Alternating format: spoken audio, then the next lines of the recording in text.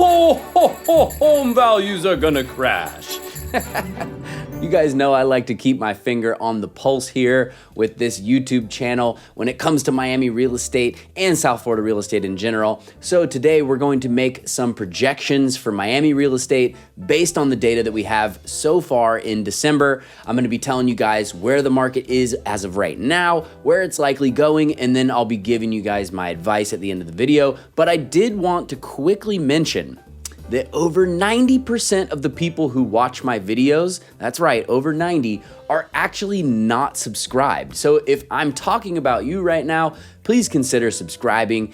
It does absolute wonders for us with the YouTube algorithm to help our channel grow, and it incentivizes me to make more videos for you. And best of all, it is free. Okay, that's right, completely free, just like the real estate consultation that you can book with me, link in the description down below, along with my contact info if you guys want to reach out. In this video, we're going to be looking at Miami-Dade County. We're taking a look at single-family homes separately from condos and townhomes. We're checking out median sale price, active number of listings, aka our supply, and we're going to try to project out what our December new listings and sales might be by the end of the month. And then finally, we're going to be drawing some very important conclusions, whether you're a buyer, a seller, or an investor in this market. So you're definitely going to want to stick around till the end of the video. So we're looking at the data so far in December 2022 as of the 11th so that we can project what's going on in this market. So do keep in mind that the month is not over yet and the exact numbers could end up being slightly different, but this definitely tends to end up being a good gauge so that we can stay on top of the current data and what's happening right now at this point in time in the market, okay? So let's take a look at median sale price and supply for single family homes in Miami-Dade first. So we see that they're clocking in so far at $532,500 right here. And that's a $17,500 difference from the month before in November, where median sale price was at $550,000, okay, and a $42,500 difference from the market peak back in May, okay, which was actually back here, and that is a 7.4% reduction so far from that peak, okay, and year over year that puts median home prices at only a 2.4% gain. Okay, so that's a pretty stark difference to the year-over-year gain of 16.9% from December 2020 to December 2021. Okay, so this is kind of groundbreaking data, y'all. So as for supply, we are currently at 4,693 units right here of single-family homes for sale versus 3,510 in December of 2021, which was back here, okay, which is a hearty 33.7% increase year over year in supply, but it's still 2,403 units shy of December 2019, our last pre-pandemic December, which ended with 7,096 listings, and that was, you know, this first point on our graph there. So, you know, we've got a ways to go to catch up to that figure still. And on top of that, we're actually seeing new listings stagnate and trend downwards as of now, as you can see here, you know, which we'll get into a bit, but that could be affected by the holidays, of course, okay? For condos, we currently see a median sale price of $360,000, which is down $36,907 or 9.3%. from the previous month of November, which was $396,907, okay? So that's actually a $53,500 difference from the market peak back in May of 2022, which was right here, which is a 12.9% reduction so far in that median sale price for condos, and would almost erase all of the price gains over the last year, putting them at only a 1.4% increase year over year if you go back to this point, December of 2021. I can't talk. So that would be, like I said, a 1.4% increase year over year from 355,000 here to 360,000 right here. Now, next up, you do normally see a decrease in supply over the holidays, like I mentioned while talking about single family homes.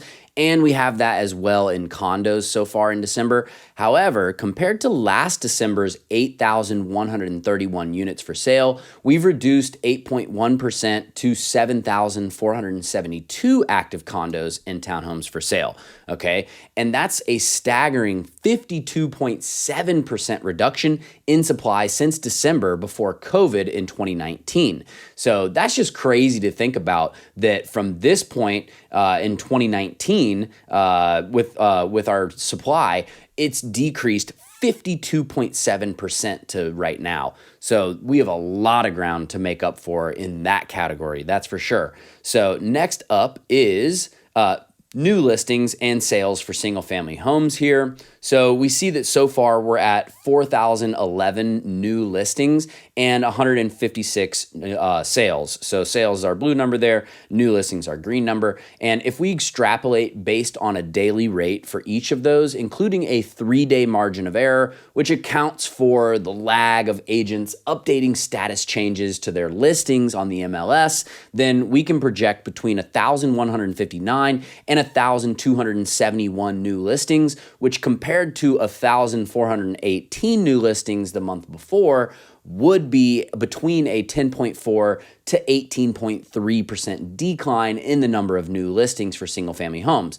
But it would be roughly the same as December 2021 when we had 1,240, and in December 2019 when we had 1,392 new listings, okay? So that would be, between 8.7 to 16.7% of a decline from that year's new listings, okay? So overall, we do want to be seeing a increase in new listings. However, according to a new report by Redfin, 85% of U.S. homeowners have a mortgage rate that's far lower, meaning below 5%, than the current average, which is sitting at around 6.2% for excellent credit, which of course makes it way less appealing for a homeowner to want to list their house right now, because they're going to need to buy a place presumably afterwards, and they're going to have a higher rate for that place, okay? So this difference in new listings definitely makes a lot of sense, I would say, based on just that fact alone, all right? So as for closed sales there in the blue line, it looks like we'll end up between 440 to 482 closed sales, which is absolutely bonkers for Miami-Dade. Last month in November, we ended up with 705 closed sales, which would be between 31.6% to a 37.6% decrease from an already low number, and actually would be between 64.2 to 69.3% of a decrease in sales from December of last year, okay? So year over year decrease of between 64 to almost 70% in sales is absolutely breathtaking, y'all. I can't stress how significant that is, okay? So let's wrap up this last graph with the same stats that we just looked at for single family homes, but now for condos. So new listings right now is at 592 and sales are at 237 so far in the month of December. So if we project these out, then we should be between 1,668 to 1,830 new listings, which would be a decrease from the previous month between 6.1% to 14.4% less new listings. It would actually be roughly the same decrease since both last December and the pre-pandemic December of 2019. So there is a trend there with the number of new listings being lower in the holiday seasons. As for sales, we should end up between 668 and 732 condo sales, which is a big decrease from the month before. It's 31.5% to 37.5% less than the month before. Now, this is crazy too, because that between 668 to 732 expected closed sales would also be between a 68.1 to 70.1% decrease year over year in condo sales. So, I mean, imagine that in 1 year, condo sales drop by almost 70%, okay? That's pretty crazy. So let's make some conclusions about this, guys, because it is a wild time to be in this real estate market. Basically, prices are slowly coming down, but it's taking a while because inventory is so low. And one thing that I've been telling my clients and that I would like for people to understand is that deals are not in the list price right now. They are at the negotiating table, all right? So what does that mean? That means that you're not gonna be seeing homes listed yet for big markdowns.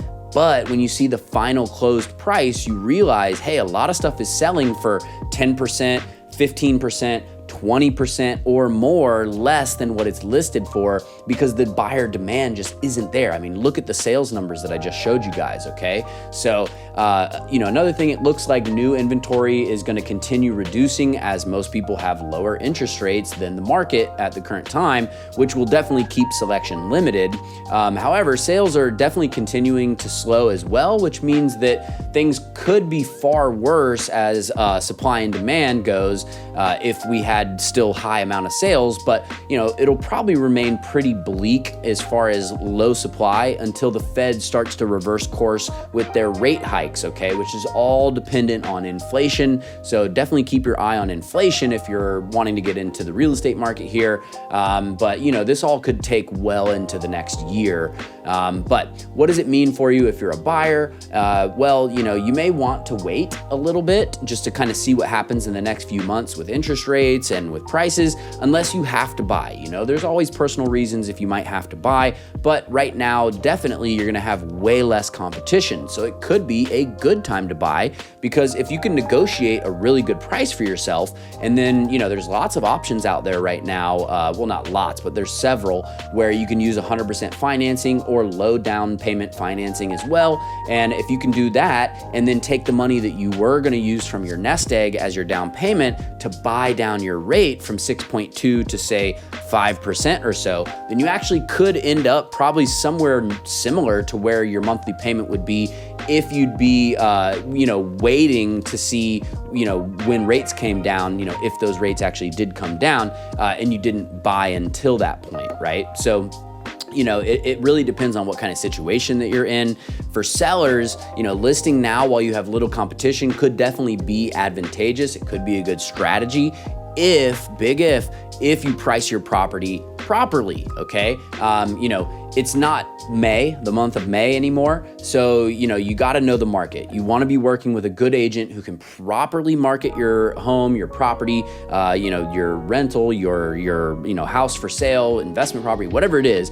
You want to make sure that it's marketed properly to get you the most exposure and the highest possible price, okay? Of course, this is what I do, okay? So if that's what you're looking for in the Miami area, definitely reach out to me. Buyers that are looking in this environment, they're probably the least likely buyers in a long time on average to be tire kickers, okay? Meaning wasting your time, looky-loos, etc. If you're looking in this environment seriously as a buyer, then you're probably very well qualified and you're probably not just out there wasting your time because, prices are up, rates are up, monthly payments are up, therefore, right? So you're probably gonna be pretty capable if you're seriously looking right now. Selling right now could also be advantageous because you're still honestly near the top. Like the prices haven't come down that much since May, okay, like 7-ish%, so on and so forth. But depending on what you're buying next, you might be able to negotiate a really good price on that next purchase, okay, because of the lack of competition. So although it might not seem like the most enticing time to sell, it is actually not a horrible time right now to buy if that's what you need to be doing because, like I was saying, the negotiations are, the good prices are in the negotiations. They're not on the list price right now, okay? So, and then last but not least, investors, the deals are being made through the negotiations once again. So if your war chest is ready, and you're waiting on the sidelines, it's definitely a good time to start dipping your toes back in. Maybe you're not buying heavy, but you're starting to look for those good deals because you have a lot less competition because everybody thinks that they need to be waiting right now. However, again, especially if you're paying cash, you can definitely get some good deals out there. It's happening all the time. I have, firsthand experience in making this happen. So, again, guys, if there's anything I can do to help you out, feel free to reach out to me. All my contact is in the description down below. And, you know, it'd be my pleasure to see how I could help you guys out. Even if you just want to get my advice, you know, free consultation, boom, it's right there. Again, over 90% of people not subscribed to my channel that are watching. So if you made it this far, definitely please subscribe. I'm trying to get over 1,000 so I can monetize my channel, if I'm being real with y'all. And that'll incentivize me to be bringing you guys more and more content and better content and just upping the game. So let's up the game together, you know? What do you say? Smash the like button, hit subscribe, ring the notification bell, and one of the best things you can do is share this video with anybody you know who might be interested. Jake Fletcher here with the Fletcher Group at eXp Realty, your Miami real estate agent, and I'll catch you guys on the next one. Peace.